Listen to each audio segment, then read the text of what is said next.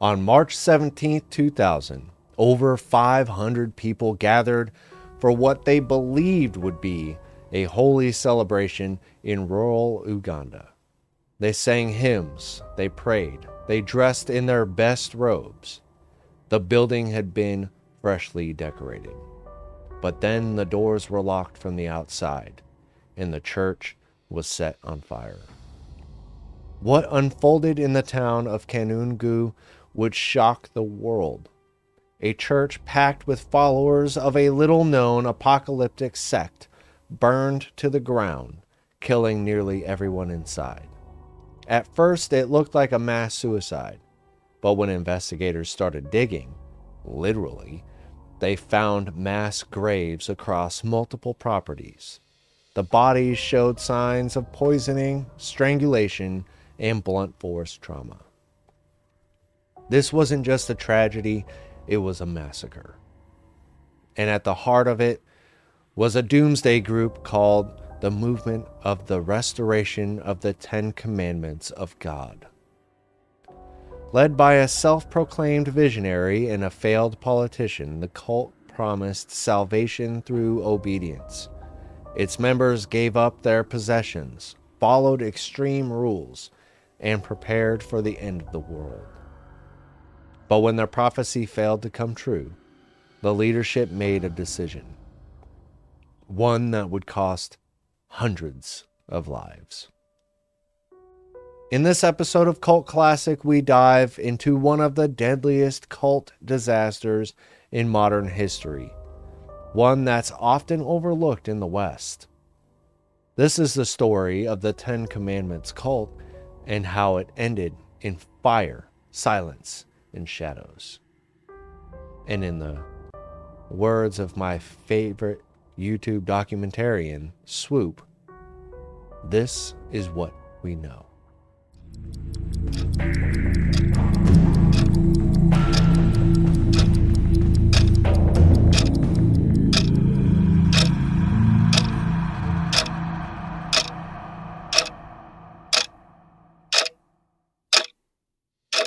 The movement of the restoration of the Ten Commandments of God started with a woman named Credonia Mwerinde. I am not Ugandan, and I will pronounce some of these names wrong. In the early 1980s, Credonia was working as a barmaid and sex worker in Uganda, but that changed, she claimed, when the Virgin Mary began appearing in her visions. The message was dire. The world had turned sinful. The Ten Commandments were being ignored. And unless humanity changed its ways, it would soon face judgment. Credonia began sharing these visions, and soon she found an ally, Joseph Kibwetir, a former politician and Catholic lay leader. Joseph had once been involved in the Catholic charismatic movement and believed deeply in Marian apparitions. Together, they launched a spiritual revival. In 1989, they officially formed the Movement for the Restoration of the Ten Commandments of God. The name reflected their core belief: the world could only be saved through strict adherence to the Ten Commandments. They preached that lying, in particular, was the ultimate sin. Even small lies could condemn someone to eternal damnation. Followers were required to confess constantly, live simply, and reject worldly temptations. The leaders published pamphlets warning of the apocalypse. They claimed to receive new messages from the Virgin Mary almost daily, and their community grew. By the late 1990s, the group had several compounds across Uganda, complete with schools, farms, and churches. Some followers were disillusioned Catholics. Others were drawn by the promise of clarity in chaotic times. But above all, what bound them together was fear. The leaders had set a date, December 31st, 1999.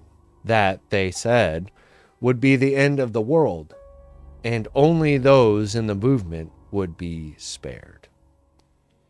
Notice these patterns. Red flag after red flag after red flag. As the year 2000 approached, life inside the movement grew more extreme by the day. What has started as a spiritual revival had now hardened into a deeply repressive regime, and at its center was an unwavering demand for obedience. Members weren't just encouraged to follow the Ten Commandments, they were commanded to live under a strict interpretation of them, administered by Credonia and Joseph. Any deviation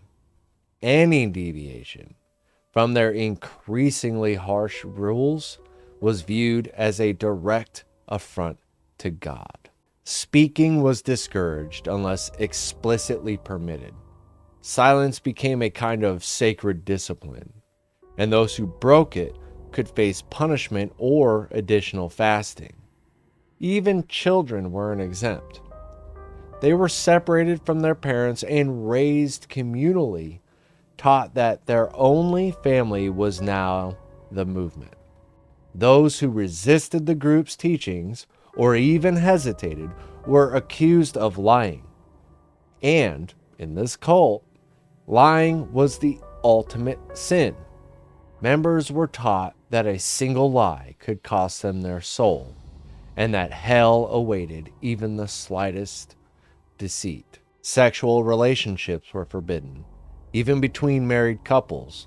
Romantic bonds were seen as distractions from the purity required to enter heaven. Marriages were dissolved. Couples were split apart. Joy, laughter, and affection, all of it, was reframed as selfishness, weakness, or temptation. Fasting became central to daily life. Most members subsisted on little more than tea and occasional root vegetables, and long periods without food were framed as spiritual cleansing. But the reality was far more practical. Starvation breaks resistance. With food restricted and bodies weakened, members become more passive, more pliable, more dependent. Confession was mandatory and often public. Followers were encouraged to report each other's sins. If someone admitted doubt or was caught questioning a prophecy, they could be beaten or isolated for days. One former member later recounted being locked inside a prayer room without food for nearly 72 hours after she was caught laughing during chores. Another said he was forced to sleep outside in the rain for a week after asking why the Virgin Mary always seemed to speak only through Credonia. These weren't isolated stories. By the end of '99, the movement resembled less a church and more a closed, heavily surveilled system.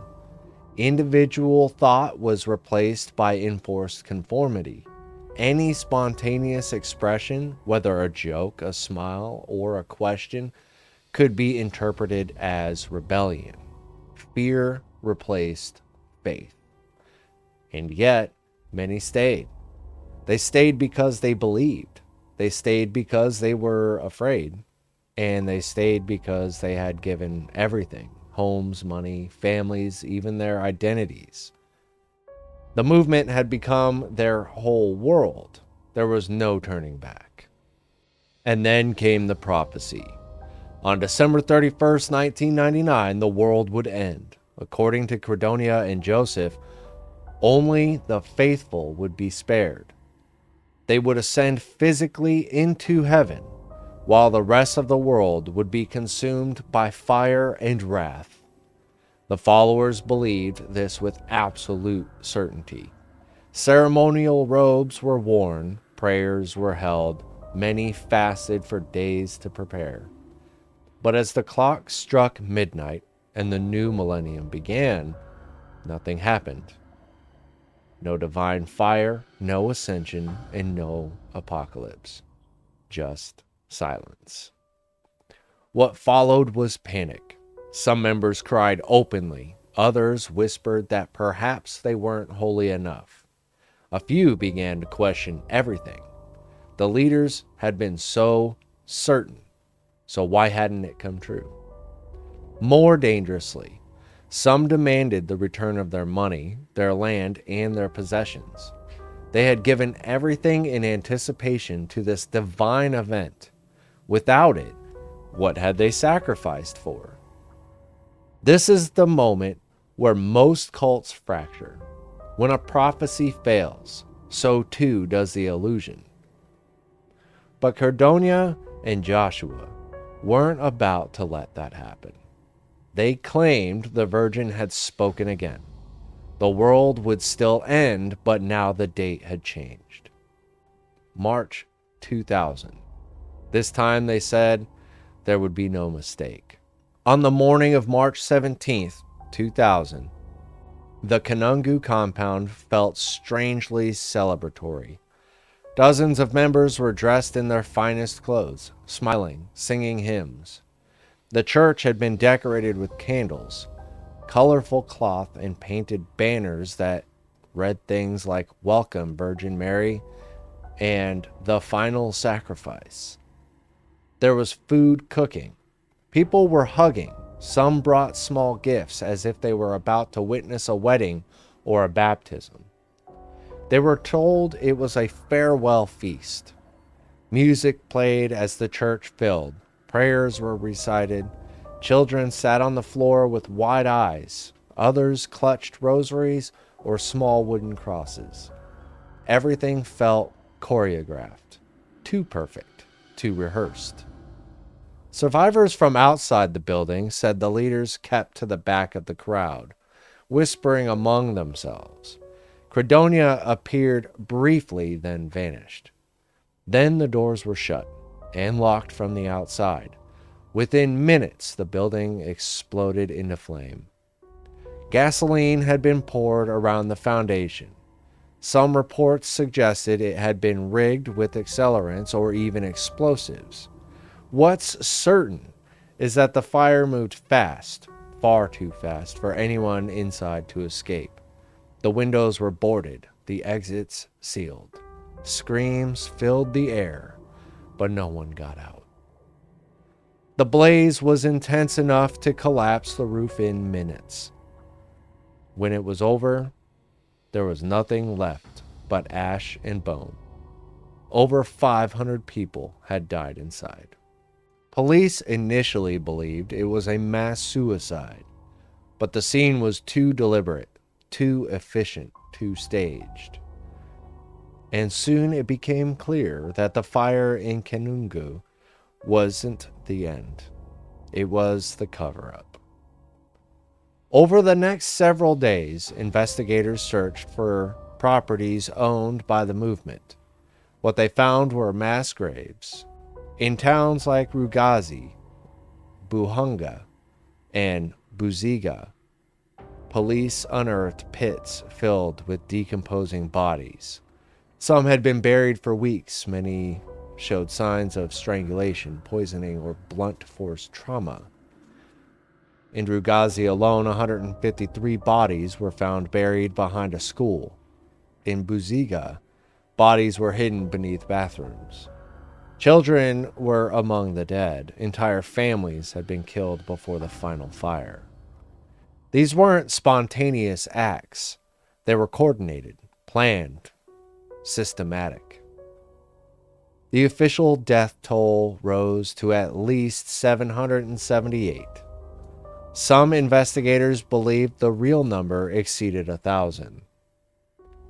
And as the scale of the horror became clear, one question loomed. Where were the leaders? Credonia and Joseph were gone. Witnesses claimed to have seen them fleeing the compound days before the fire. Others believed they had bribed their way across the border into the Democratic Republic of Congo. Interpol issued international warrants. Uganda's government launched a massive search effort, but no arrests were ever made. To this day, No one has been prosecuted for one of the deadliest cult-related massacres in modern history. Don't forget Jonestown, but this is right up there with it. That's a lot of people. The aftermath of the Kanungu massacre sent shockwaves through Uganda, but those shockwaves barely rippled beyond its borders. Entire villages had lost loved ones. Some families were completely wiped out. Others were left grappling with the shame of having had relatives in the cult. The trauma was overwhelming, and in many cases, it was suffered in silence. For the survivors, there were no easy answers. Many had lost children, parents, and siblings. Some had managed to leave the movement shortly before the fire, and now lived with survivors' guilt. They spoke of the manipulation, the fasting, the pressure to conform, but few dared speak publicly. Part of the silence was cultural. In Uganda, religious belief is deeply intertwined with daily life. To question a person's faith, especially one wrapped in Christian imagery, was seen as taboo. And to admit that one had been misled, that was even harder. The Ugandan government came under intense scrutiny. Warnings had been raised for years by neighbors who saw strange rituals, by journalists who questioned the movement's finances, by defectors who begged for help. But authorities failed to act decisively. Some officials later claimed they thought the group was just an eccentric offshoot, not a threat. Others admitted they didn't want to appear anti-religious in a predominantly Christian country. When the truth came out, it was too late. Investigations were launched, warrants were issued, but progress stalled almost immediately. Corruption, lack of resources, and political sensitivity all play a role in the breakdown. Most of the evidence was lost, mishandled, or simply ignored. There was no National Day of Mourning, no Truth Commission, and no long-term mental health response for those affected. Today, the site of the massacre in Kanungu is quiet. Overgrown vegetation hides what remains of the church's foundation. A few locals still speak of the fire, but often in hushed tones. Some believe spirits linger there. Others just want to forget. There is no memorial. There is no plaque. Only ash and memory. The movement for the restoration of the Ten Commandments of God is rarely mentioned outside Uganda, but its legacy remains one of the most horrifying examples of cult manipulation and mass death in modern history. And what makes it even more disturbing is that the warning signs were there, clearly visible, ignored, or misunderstood. So let's break them down. Increasing control. As the group grew, so did the rules. Members were forbidden to speak without permission, families were separated, independent thinking was framed as sinful, and the leadership monitored every part of daily life. Cults often thrive by slowly removing individual autonomy, and this was no exception. Failed prophecies. The original doomsday date was December 31st, 1999. When that failed, the leaders simply moved the goalpost. This is a classic tactic. When a prophecy doesn't come true, the cult reframes it to maintain control. The shift to March 2000 was framed as divine correction, but it was a lie, meant to buy time and plan the murders. Sudden property transfers. Followers were encouraged or persuaded to donate all their possessions to the movement. Homes, livestock, savings gone. Anyone refusing was accused of spiritual weakness. This created complete financial dependence on the cult. Absolute obedience. Members were told that questioning leadership was equivalent to questioning God. Credonia and Joseph claimed divine authority. This removed accountability and allowed them to escalate their actions without resistance. Apocalyptic thinking. The group preached that the world would end, and only they would survive. This created an us versus them mentality that justified any behavior, even violence. It also made leaving seem impossible. Why abandon salvation? Each of these signs on their own might raise concern. Together, they formed a perfect storm, and no one stopped it. Today, the names of Credonia Mwerinde and Joseph Kimbwete have largely faded from headlines. But in Kanungu and in the memories of those who lost loved ones, their legacy is all too real. The Kanungu fire was not the end of the world, but it was the end of hundreds of lives. And it serves as a warning. Religious extremism doesn't always look like violence from the outside. Sometimes it looks like devotion or silence, or a promise of safety from a world that feels out of control. But when obedience replaces reason and prophecy overrides compassion, even the most devout intentions can become deadly.